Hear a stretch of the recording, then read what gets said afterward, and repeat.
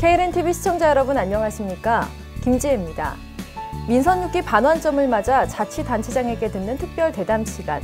오늘은 천년의 역사와 전통이 살아 숨쉬는 고장, 문화예술 관광의 중심 도시 전주시를 찾아왔습니다.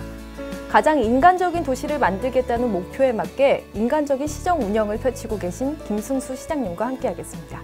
시장님 안녕하세요. 네, 안녕하세요. 김승수입니다. 네. 제가 시청 홈페이지 통해서 네. 시장님 인간미를 잠깐 엿봤습니다. 네. 뭐였냐면요. 김승수 전주모험이라고 해서 네. 그 활동 사진들이 쭉 나열이 돼 있더라고요. 네. 근데 이름이 너무 재밌게 붙여진 거예요. 네. 예를 들면은 레이브 바이크를 타는데 페달에 발만 얹고 힘을 안 쓰는 김승수. 네. 셀카를 찍을 때 재빠르게 일보 후퇴하는 김승수. 네, 얼굴 크게 찌르려고. 네, 그러니까요. 너무 재밌어서 빵빵 터졌는데 네. 그 시장 이름이라는 호칭도 빠져서 그런지 좀 더 친근했는데 이거 시장님 생각이신가요? 아니요, 저희 직원분들이 뭐 행정이 되게 딱딱하고 네. 정치인들이 권위적이고 권위주의적이고 그러니까 우리 행정을 또 정치를 즐겁게 했으면 좋겠다 그런 의미에서 아마 홍보팀에서 아이디어를 내서 저를 마구 짓밟고 있는데요. 제가 짓밟히는 만큼 시민들은 더 좋아하는 것 같습니다. 네, 네. 그래서 그런지 뭔가 속이 후련하면서도 네. 좀 더 가깝게 느껴지더라고요. 그리고 젊은 시장님이어서 그런지 이런 거를 다 그냥 받아들이시는구나 그런 생각도 했습니다. 이제 뭐 시장이 행정이기도 하고 정치이기도 하지만 결국 그 출발은 시민들로부터 출발이 되고 또 시민들이 좀 즐겁고 또 행복한 시정 그런 정치인이 됐으면 좋겠습니다. 그런 의미에서 말씀드린 대로 우리 홍보팀에서 그렇게 하는 모양인데 뭐 댓글도 되게 많이 달리고 또 제가 망가지는 게 즐거운 것 같습니다. 시민들. 정말 재밌습니다. 네, 시민들을 위해서라면 얼마든지 망가지겠습니다. 네, 감사합니다.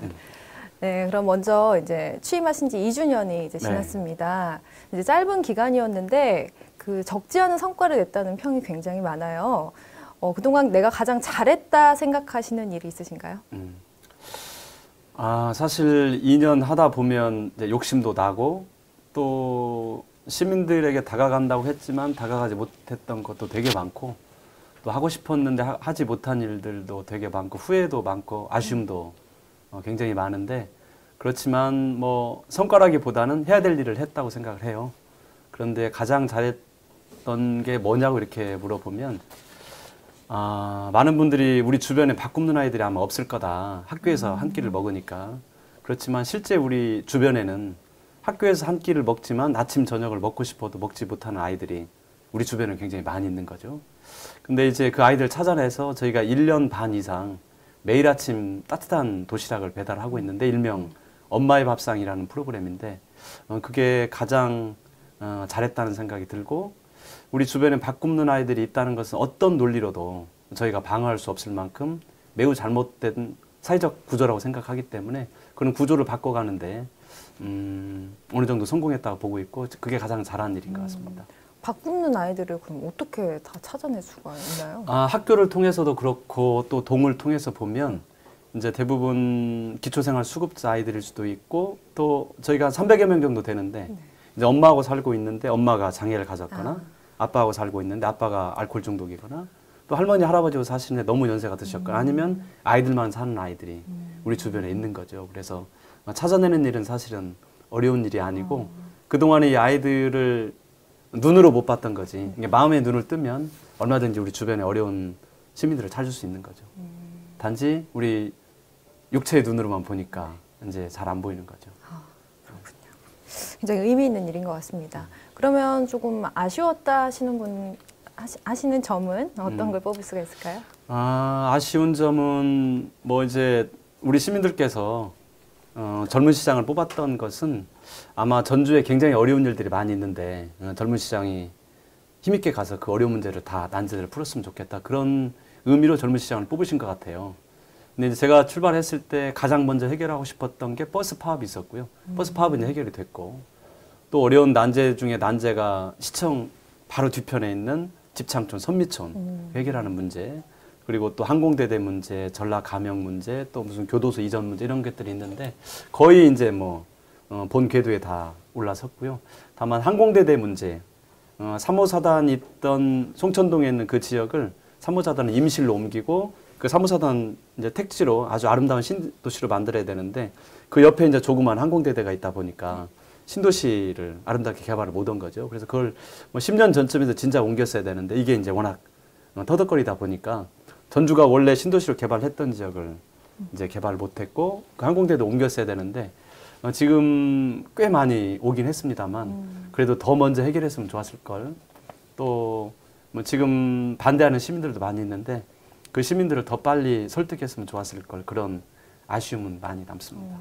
말씀 나오셨으니까 이제 질문을 할게요. 그 항공대대 이전 관련해서는 주민들 반대가 굉장히 심한데 최근 그 대행업체랑 주민들 간의 합의가 어느 정도 이루어지는 것 같기도 하거든요. 네. 그 해법을 어떻게 혹시 생각하고 계신지요? 가장 중요한 것은 시민들의 안전입니다.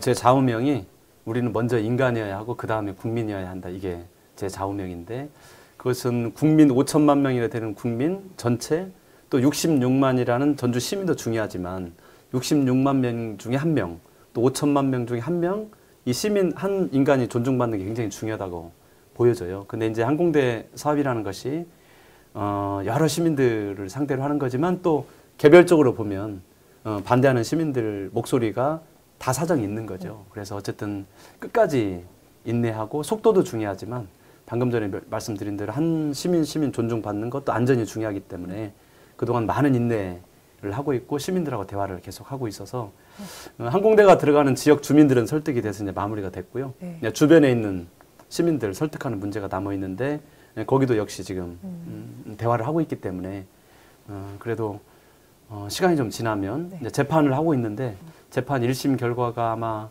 8월 말 9월 초 정도 되기 때문에 그때쯤 되면 어느 정도 좀 가닥을 잡지 않을까 기대를 하고 있습니다. 네. 그래도 그 당장 빨리 진행하는 것보다는 우리 시민 한 분 한 분의 의견을 귀담아 듣겠다 하시는 그런 말씀이신 것 같습니다. 네, 그리고 최근 슬로시티 재지정과 함께 그 범위가 전주시 전역으로 확대됐잖아요. 네. 그에 따른 효과와 어떤 후속 대책은 어떻게 생각하고 계신지요? 슬로시티 하면 많은 분들이 뭐 우리가 생태적인 삶을 살자 대부분 이렇게 생각을 많이 하시는데 그런 건 아닙니다. 슬로시티라는 것은 일종의 행복한 도시를 만들자는 그런 운동 같은 건데 슬로시티는 무슨 전원도시에서만 살아야 되고 그런 게 아니고 우리가 전주가 사실은 신도시가 이제 많이 생겨나게 되는데 그 아파트 문화라는 신도시가 있지만 그 아파트에서도 전통 문화를 즐길 수도 있고 그 아파트에서 사실은 아파트는 벽으로 단절돼 있어서 공동체가 다 깨져 있잖아요. 그래서 그 아파트가 있지만 공동체가 살아나고 거기서도 아파트가 있지만 또 우리 뭐 가공식품이 아니고 뭐 다국적 기업이 와서 하는 그런 대량 생산, 대량 소비가 아니고 로컬 푸드를 또 지키는 그런 게 이제 슬로시티인데 전주가 전 세계에서 처음으로 이제 도시명 슬로시티입니다. 다른 데는 규모가 작은데 유럽 사람들이 보기에는 66만 전주라는 도시 굉장히 큰 도시거든요. 그래서 도심 속에 있는 슬로시티는 전주가 이제 처음이고 실제로 독일이 전주보다 큰 도시가 5개밖에 되지 않아요. 외국에서 보는 거는 전주라는 도시가 결코 작은 도시가 아니죠. 그런데 이제 전주 전체가 슬로시티로 재지정 받았다는 것은 전주가 그만큼 지속 가능한 도시다. 그러니까 복지라든지 생태라든지 문화라든지 또 먹거리라든지 이런 게 지속 가능한 도시로 이제 인증을 받는 거죠. 그런데 우리 시민들은 뭐 슬로시티 되니까 우리 생활하고 직접 관련된 게 없으니까 뭐 됐나 보다 이렇게 생각할 수 있지만 전주의 브랜드 가치는 국제적으로 굉장히 높아진 거죠. 외국 사람들이 보기에 전주라는 도시는 대량 소비하고 또 환경이 파괴되고 또 공동체가 깨지고 또 복지가 잘못돼서 어느 순간 가면 도시가 아마 굉장히 황폐한 도시가 될 거라 이런 게 아니고 전주라는 도시는 복지와 생태와 문화 이런 것들이 잘 보존돼서 앞으로도 지속 가능한 도시다. 이런 국제적 공인받는 거나 마찬가지이기 때문에 전주라는 브랜드 가치가 훨씬 더 커진 거죠. 그러니까 이 코리아 그 안에 전주라기보다 그냥 전주 그 자체로서의 그 인정을 받은 듯한 그런 인증인 것 같습니다. 네, 근데 맞죠? 제가 더 중요하다고 보는 것은 이제 전 세계가 국가 간 경쟁은 거의 없어진 거예요. 이제 도시 간 경쟁이 이제 앞서져 있고 사실은 국가가 도시를 끌고 가는 게 아니라 도시가 국가를 끌고 가는 시대가 우리한테 이미 성큼 도래한 거죠. 예를 들면 저희가 런던 간다고 하지 요즘에 영국 간다는 사람 없고 그렇죠. 파리 간다고 그러지 프랑스 간다는 사람 없고 그런 것처럼 맞네요. 도시가 이제 그 국가를 견인하게 되는데 이미 전주라는 도시는 최근에 뭐 한 달 전쯤에 CNN에서 로니 플래닛이라는 잡지를 인용을 해서 1년 안에 꼭 가고 싶은 도시 아시아의 10개 도시를 꼽았는데 1등이 일본의 홋카이도, 2등이 중국의 상해, 전주가 3등. 이제 전국 3위, 홍콩이 6위입니다. 그래서 CNN에서 보기에 네. 이제 아시아에서 꼭 가고 싶은 도시는 홍콩보다 훨씬 전주가 앞서 있는 거죠. 네. 그래서 그런 걸로 보면 전주라는 도시는 이미 문화적으로는 전라북도를 넘어섰고 대한민국을 넘어섰고 이제 세계적인 문화 도시로 성장을 하고 있고 전주의 문화 영토가 이제 전 세계로 빠르게 이제 확장을 하고 있는 거죠. 전주 시민으로서 오늘 새삼 다시 한번 자랑스러움을 깨닫게 됩니다. 원래 자기가 가지고 있는 장점을 자기가 사실은 잘 모르는 거죠. 남들이 먼저 이제 볼 수 있는 거고. 그러니까 세계적인 패러다임이 바뀌는 거죠. 우리 전주 시민들께서는 우리가 조선시대 때 3대 도시, 7대 도시, 6대 도시였다 이렇게 말씀들을 많이 하시는데 이미 전 세계에서 유일하게 대한민국만 이 사람 수로 몇 대 도시, 몇 대 도시를 꼽는 거죠. 그런데 대한민국 빼놓고 다른 도시들은 영향력으로 몇 대 도시, 몇 대 도시를 뽑습니다. 생태 영향력, 문화 영향력, 또 산업 영향력.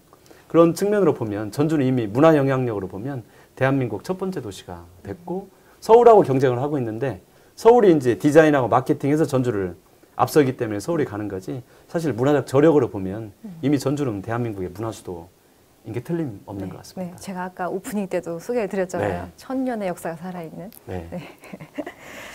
그리고 지난 6월 전주 시민의 날이었죠. 네. 그때 한국의 꽃심 전주를 선포하셨는데 이달부터 본격적인 이제 행보에 나선다는 기사를 봤습니다. 네. 그 전주 정신이란 게 어떤 건지 좀 설명해 주세요. 전주 정신은 이제 1년 반 정도 우리 시민 의견도 청취하고 또 전문가들 자문도 받고 또 많은 분들이 참여해서 아마 전주라는 도시가 1000년이 넘었는데 우리가 말할 수는 없지만 무슨 정신이 하나에 우리 혼을 담은 정신이 그 1000년을 넘게 관통하는 뭔가 정신이 하나 있을 거다. 우리가 그걸 찾아보자. 그렇지만 그 정신이라는 것은 시대 상황에 따라서 많이 다를 수 있는데 그렇죠. 지금 우리의 정신 또 앞으로 우리 전주가 지켜야 될 정신을 한번 찾아보자.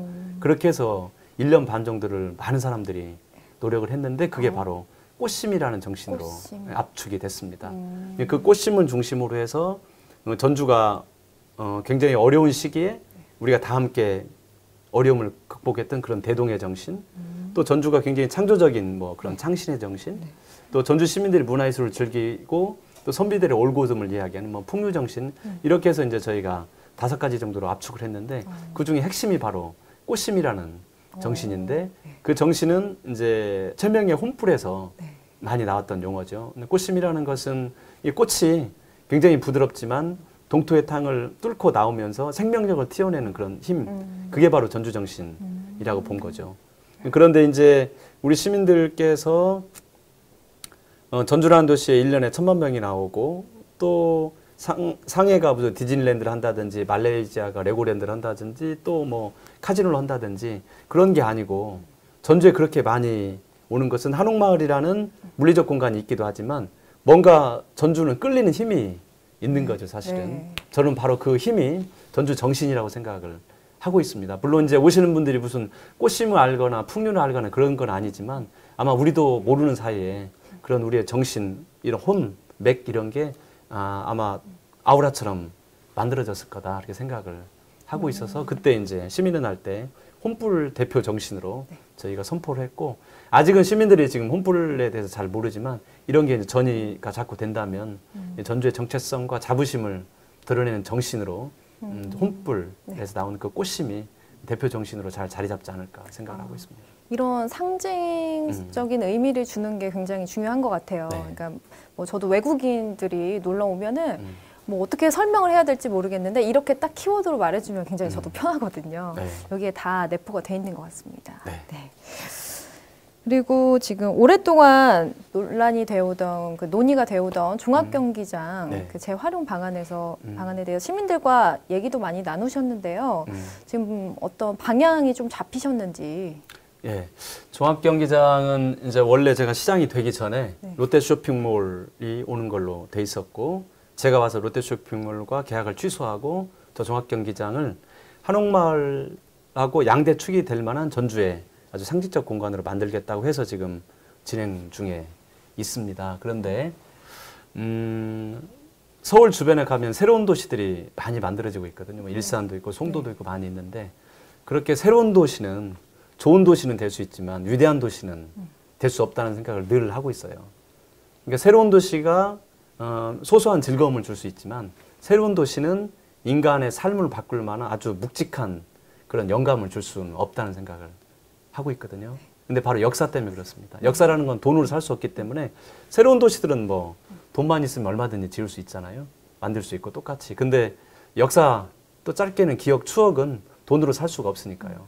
근데 종합경기장은 바로 전라북도 도민들이 가장 많이 모여서 가장 많이 소리쳤고 가장 많이 또 울분도 토하고 가장 많이 환호했던 곳이 바로 종합경기장인데 종합경기장을 1963년도에 제44회 전국체전을 치르기 위해서 처음으로 종합경기장을 만들었는데 그때 종합경기장을 만들 때 전라북도 전주에 있는 어머님 아버님들이 환갑잔치를 별로 안 했어요.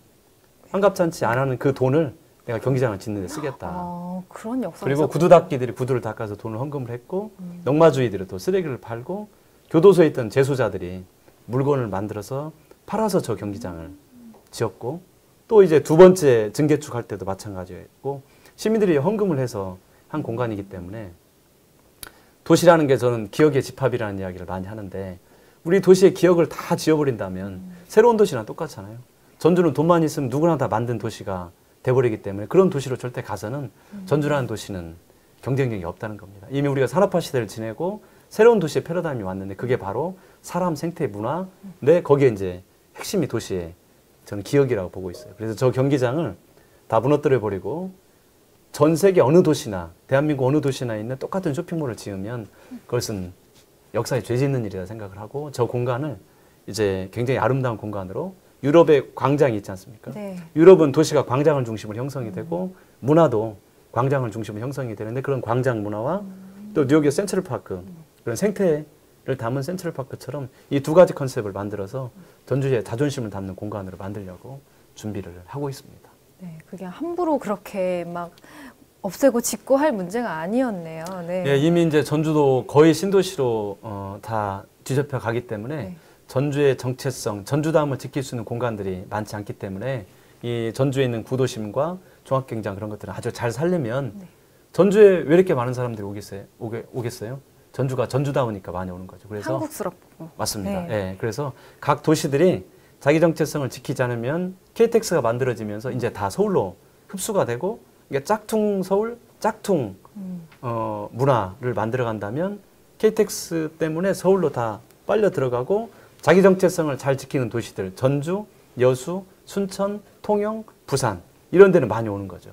그래서 어쨌든 자기 정체성을 잘 지켜가는 게 가장 중요한 요소라고 보고 있습니다. 도시 발전에. 네, 그 종합경기장은 그 전주 시민들의 그 땀방울이 담긴 종합경기장 같아요. 부디 가장 전주스러운 곳으로 재탄생시켜 주셨으면 좋겠습니다. 네. 네. 그 대신 여기가 이제 야구장이 있고 축구장이 있는데 네. 이것은 월드컵 경기장에 네. 저희가 짓기 위해서 지금 예산도 확보하고 그리고 또 절차도 진행하고 있습니다. 네. 체육시설은 그렇게 두고 이쪽은 이제 문화와 문화, 또 생태 이런 공간으로 만들려고 합니다. 네, 좋습니다. 그리고 지난 그 인간적인 도시 그 일환으로 7대 핵심 프로젝트 발표하셨잖아요. 네. 그게 후반기의 방향일 것 같기도 한데 이건 어떤 내용들인가요? 네. 지금 저에게 이제 만약에 누군가 보통 인간적인 도시 이렇게 이야기하면 아 복지 도시로 가려고 하는구나 그렇게 생각을 하시는데 그건 전혀 아닙니다. 그러니까 저한테 세계에서 가장 인간적인 도시를 한번 꼽으라고 생각하면 저는 스위스 쭈리히를 꼽고 싶거든요. 스위스 쭈리히는 복지도 아주 잘 돼 있고 생태도 아주 잘 돼 있고 또 생태가 잘 되다 보니까 기업들이 많이 몰려드는 거죠. 다음 우리가 지금 저 인터넷 포털 다음이라는 회사 제주도로 갔잖아요. 네. 또 제주도에 또 요즘 화장품 회사들이 제주도로 지금 굉장히 많이 가고 있는데 생태가 좋아지면 기업들이 몰리게 돼 있습니다. 예전처럼 산업단지를 도시를 다 바꿔서 산업단지를 만들어서 거기에 그러면 기업이 많이 올 거다 그렇게 하지만 기업이라는 건 이미지를 가지고 있기 때문에 IT 기업이라든지 또 뭐 코스메틱 이런 기업이라든지 많은 기업, 첨단 기업들은 환경이 좋은 데를 가고 도시 이미지 좋은 데를 가지 이제 산업단지가 많이 있는 도시를 가는 게 아니거든요. 그래서 쭈리는 IBM도 있고 좋은 기업들이 굉장히 많이 있는 거죠. 복지도 잘 돼 있고 생태도 잘 돼 있는 도시가 바로 쭈리인데 전주도 그런 도시를 지향한다는 겁니다. 그래서 전주다움을 아주 잘 지켰을 때 기업들이 이제 좋은 환경으로 가고 싶고 또 전주에는 기업에서 일하시는 분들이 좋은 기업들이 오면 임원들이 저한테 그래요. 시장님 우리는 기계가 아닙니다. 우리 일만으로 온 게 아니고 일도 하고 우리가 저녁 있는 삶을 즐겨야 되는데 맛있는 음식도 먹어야 되고 여행도 해야 되고 환경도 좋은 환경에서 우리도 살고 싶은데 그런데 우리 기업이 가고 싶어요. 그 말씀 많이 하시거든요. 그래서 전주라는 도시가 인간적인 도시라는 것은 복지와 함께 생태와 또 문화가 아주 풍성해서 전주의 삶이 아주 다채로운 도시, 그런 도시로 만들어 가려고 그러고 이제 그러면 기업들이 당연히 몰리는 거죠. 그래서 7대 핵심 사업을 그렇게 저희가 잡은 겁니다. 네, 그 지역 경제 발전에 있어서는 분명히 그 기업 유치는 중요한 부분인 것 같은데요. 또 그게 돼야 청년 일자리 문제도 해결되잖아요. 근데 그 지역 인재 35% 의무 채용 법제화에 굉장히 이제 발빠르게 뛰고 계신데 지금 남은 해결 과제가 어떤 것들이 있을까요? 아마 청년을 둔 부모 마음은 굉장히 많이 아릴 겁니다. 그리고 우리가 청년 세대인데 니네들이 아무리 힘들어도 하는 놈들은 다 하더라. 이렇게 이야기하는 시대가 이미 저는 지났다고 보여집니다. 물론 아무리 어려워도 개천에서 용납할 수도 있지만 이제 사회 구조의 문제인 거죠. 사실은 청년 문제라는 것은 청년 당사자의 문제가 아니고. 그런데 저희가 몇 개월 전에 이제 전주에 혁신도시가 있는데 혁신도시에서 취업 설명을 했는데 거기에 수천 명의 청년들이 모였어요. 근데 실제 수천 명이 모였는데 그 친구들한테 일자리 줄 수 있는 건 몇십 개밖에 되지 않는 거죠. 아마 더 상처를 많이 받고 발걸음을 뒤돌렸을 겁니다. 근데 혁신도시라는 것은 서울에 있는 115개의 기관이 수도권에 있는 기관들이 지역으로 다 내려온 아마 우리 역사에 혁명적인 일이 일어난 거죠. 그런데 서울에 모여서 국가의 일을 하고 했으면 우리 국가가 훨씬 더 효율적으로 잘 갔을 텐데 그 가치보다는 전국이 골고루 잘 살아야 된다는 균형 발전의 가치가 훨씬 더 크기 때문에 혁신도시가 내려와서 만들어졌는데 막상 만들고 보니까 혁신도시라는 건물, 혁신도시에서 일하는 사람들만 내려와 있는 거죠. 원래 내려올 때는 지역을 발전시키고 지역 인재를 채용을 하고 지역 대학하고 열심히 노력해서 인재를 좀 키워가고 산업을 키우라고 했는데 그게 안 되는 거죠, 사실은. 그래서 그동안은 혁신도시에 있는 기관들에게 지역 인재를 채용해달라고 말로만 하고 좀 잘해주라 부탁만 하고 그 사람들한테 맡겼던 거죠. 근데 안 되니까 이걸 반드시 의무화해야겠다. 그렇게 해서 지역 인재를 35%를 무조건 의무적으로 채용을 해야겠다. 그러니까 전라북도 같으면 전라북도에 있는 대학에 있는 학생들을 35%를 채용을 해라. 그러면 이제 이게 예를 들면 전북 지역에는 전북은행이 가장 큰 기업 중에 하나고 채용을 많이 하는데 전북은행에서 채용하는 숫자의 6배 정도를 35%를 의무화하면 그렇게 되고 대기업을 3개 정도 유치한 정도 효과가 있기 때문에 혁신도시에 있는 공공기관들이 지역에 있는 청년들을 의무적으로 고용하는 문제는 반드시 관철해야 되는 문제로 보고 있습니다. 물론 더불어서 기업 유치하고 중소기업을 키우고 중소기업을 전 세계적인 글로벌 스타 기업으로 만드는 것은 당연히 해야 될 일이고 또 저희가 청년 차감하는 것들은 당연히 해야 될 일이지만 우리 청년들이 공공 영역에서 보면 가장 많은 일자리를 만들어낼 수 있는 게 바로 혁신도시이기 때문에 그 부분은 그분대로 노력해야 된다는 겁니다. 기업 유치와는 별도로. 네, 실제적으로 35% 정말 가능할까요? 저는 가능하다고 보고 있습니다. 우리가 많은 분들이 그거 아마 힘들 거다 이렇게 생각을 하는데 예를 들면 우리 역사를 봐도 그렇고 세계적 역사를 보면 새로운 왕조가 태어날 때 수도가 바뀌었잖아요. 근데 지금 대한민국의 수도가 서울인데 사실은 수도 기능의 반절을 세종시에서 정부는 하는 거예요. 대통령이 있고 총리실이 서울에 있긴 하지만 대한민국 정부의 반절이 세종시로 내려와 있는 거거든. 수도가 반절이 사실은 이전된 거나 마찬가지인데 그런 엄청난 큰 흐름이 있는데 우리 지역에 있는 혁신도시에서 지역인재 채용하는 35%는 사실은 그거에 비하면 아주 작은 일입니다. 사실은. 다만 혁신도시에서 원하는 인재가 있을 거냐 없을 거냐 그런 문제인데 그런 것들은 대학도 노력하고 혁신도시도 노력해서 오늘 당장은 아니지만 1년 뒤, 2년 뒤, 3년 뒤, 4년 뒤를 준비하면서 저는 그건 반드시 해야 되는 일이라고 보고 있고 이게 우리가 지역에 사니까 떼써가지고 서울로 가는 건 좀 우리가 좀 가져와 보자 그런 차원만은 꼭 아닙니다. 전 세계에서 유일하게 대한민국만 서울에 모든 게 집중돼 있잖아요. 서울은 지금 터지려고 그러는데 네. 다른 데는 부족해서 아사 직전인데 대한민국을 살리기 위해서라도 지역이 골고루 발전해야 되는 건 그건 분명한 시대 정신이나 보고 있고 또 이 시대 정신에 맞춰서 저희가 관철해야 된다고 보고 있습니다. 네. 이 얘기를 하니까 목소리가 굉장히 높아지셨는데 예. 그 의지가 느껴집니다. 반드시 될 것 같고요. 그리고 전주시가 올해 지역문화지수 1위를 차지했습니다. 이게 첫 평가 때는 6위 맞죠? 네. 6위였던 걸로 알고 있는데 3년 만에 5단계나 이렇게 뛰었거든요. 어떤 뭐 비결이 있으셨던 건지. 그것은 뭐 제가 시장이 돼서 2년 동안 열심히 해서 된 건 전혀 아니라고 생각을 하고요. 우리 시민들 마음속에 앞서 말씀드린 대로 1000년 넘게 지켜온 역사, 문화 이런 게 이제 쌓이고 쌓이다 보면 쌓이면은 이게 폭발되는 거잖아요. 그래서 응축된 그런 역사, 문화적 힘이 이제 폭발된 거라고 보고 있고 또 도시를 보고 또 세계 시민들, 대한민국 국민들의 삶의 패턴이 많이 바뀐 거죠, 이제. 전에는 무조건 일을 열심히 하고 밤새도록 열심히 일하고 돈 가져와서 내가 돈을 차곡차곡 쌓아가고 그게 집 마련하고 좋은 차 사고 이게 시민들이 어찌 보면 삶의 큰 목표였었는데 지금은 내가 큰 집 사는 것보다는 작은 집을 살고 돈을 계속 축적해서 어느 날 내가 이제 말년에 좀 잘 살아야겠다 그런 것보다는 인생 전체를 골고루 균등하게 그 시간 순간순간을 즐겁고 행복하게 살아야겠다 이런 삶에 대한 패러다임이 많이 바뀌다 보니까 여행에 대한 많은 관심을 가지게 됐고 또 내가 가지고 있는 내 문화도 소중하지만 다른 사람이 가지고 있는 다른 사람의 문화, 다른 사람들의 환경도 중요하다는 걸 인지를 하게 된 거죠. 그러면서 이제 문화와 여행 이게 이제 광범위하게 이제 전 세계 시민들의 삶의 패러다임을 바꾸면서 이제 어느 나라가 좋을까, 어느 도시가 좋을까, 어느 문화가 좋을까 이렇게 관심 갖다 보니까 전주라는 도시가 그렇게 문화와 역사를 잘 지키고 또 음식도 맛있고 환경도 아름답다 보니까 이제 전주를 많이 오게 된 거죠. 그런 흐름 속에서 전주는 이제 그런 흐름을 타게 됐다고 보고 있습니다. 그럼 이 문화지수라는 것은 네. 지역 문화지수라는 것은 그 타 지역의 사람들이 볼 때 그런 문화지수인가요? 그렇죠. 우리 정부가 이제 문화라고 따지면 예술 공연도 있을 거고 또 문화 인프라도 있을 거고 또 문화 시설도 있을 거고 여러 가지 것들이 많이 있는데 우리 정부가 이제 그런 걸 종합평가하다 보니까 전주에는 문화 시설이 있는데 그것도 운영이 잘 되고 전주 시민들의 공연도 또 많이 보고 또 전주의 문화를 보기 위해서 많은 사람들이 또 전주에 가고 그런 걸 종합적으로 국가가 평가한 건데 그게 이제 바로 문화지수라는 이름으로 발표가 된 겁니다. 이제 어느덧 막바지인데요. 네. 앞으로 이 후반기 시정 운영 방안에 대해서 좀 말씀을 해주세요. 전주가 갈 길은 분명합니다. 전주라는 도시를 토목사업, 대형 건축사업을 통해서 전주라는 도시를 세계적인 도시로 만들고 싶은 생각은 없습니다. 시장으로서는 저는 분명히.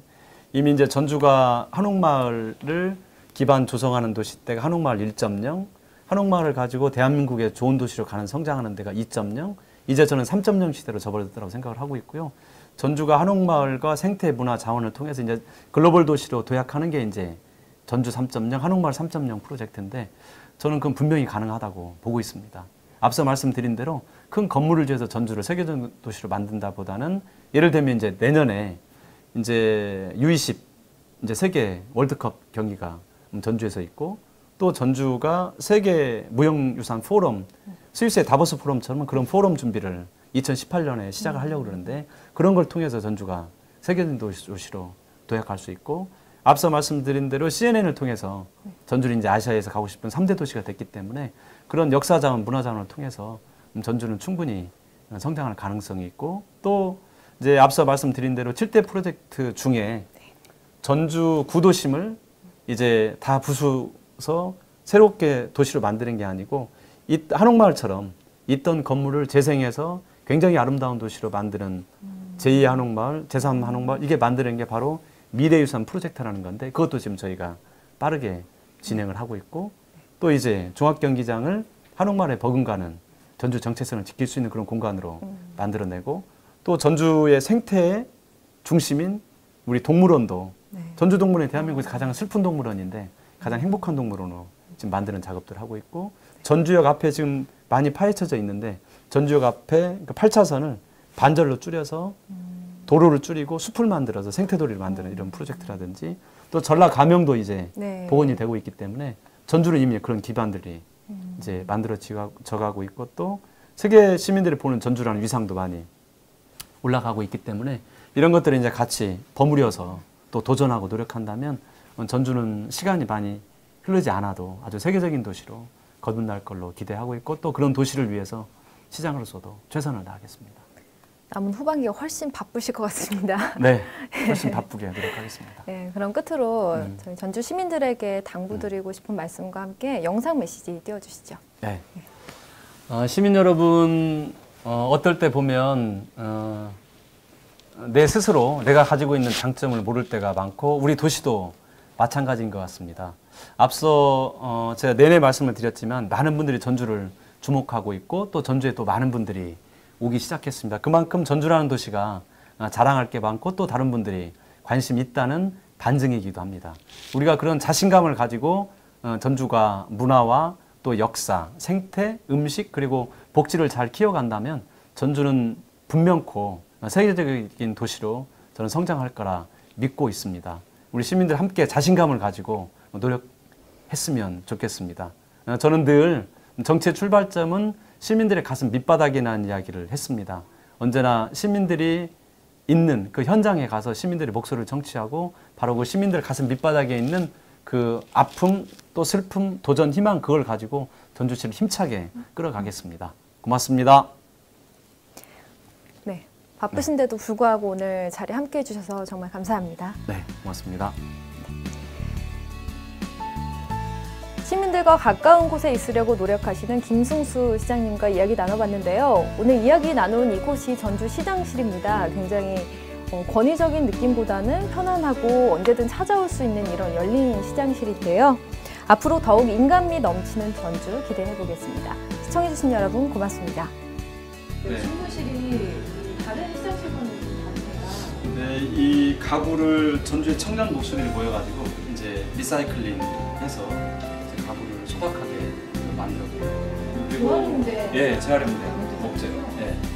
그리고 여기는 전주 시민들 100분하고 저하고 찍은 사진이고 이제 오래전에 이분들하고 대화를 해서 제가 시정을 어떻게 끌어갈 건지 그렇게 많은 영감을 받았었는데 앞서 말씀드렸던 정치는 시민들의 가슴 밑바닥부터 시작된다. 이 이야기가 이제 각계각층에 있던 이 시민들하고 들었던 이야기를 시정이 좀 많이 반영하고 있는데 이분은 이제 임종을 앞둔 분들의 임종을 편안하게 해주시는 호스피스 봉사를 하시는 분인데 이분 말씀이 너무 감동 있어가지고 제가 연출 아니죠? 네, 연출하니 너무 마음이 아파서 말씀 듣고 많이 보겠습니다.